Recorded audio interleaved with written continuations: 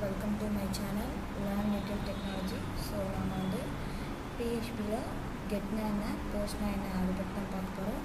So நம்ம பார்க்கலாம். And get அப்படிங்கிறது வந்து get and post ரெண்டுமே வந்து ஃபார்ம் சப்மிஷனில் தான் நம்ம யூஸ் பண்ணுவோம். ஸோ get அப்படிங்கிறது வந்து சப்மிட் ஆகும்போது இந்த URL டைரக்டரி மூலமா இது சப்மிட் ஆகுறதுனால டேட்டாஸ் எல்லாமே வந்து ஸ்டோர் ஆகும், ப்ரௌசரில் சேவ் பண்ணும். ஆனால் போஸ்ட் வந்து அது இன்டைரக்டாக பண்ணுறதுனால டேட்டாஸ் எதுவுமே சேவ் ஆகாது. ஸோ கெட்டுக்கு வந்து ரெஸ்ட்ரிக்ஷன் இருக்குது, போஸ்ட்டுக்கு வந்து ரெஸ்ட்ரிக்ஷன் இல்லை. ஸோ இது டேரெக்டாக யூஆர்எல் மூலமாக சப்மிட் ஆகிறதுனால 2 MB வரைக்கும் தான் இதை யூஸ் பண்ணிக்க முடியும், set of limiters. And post வந்து லிமிட்டர்ஸ் இல்லை.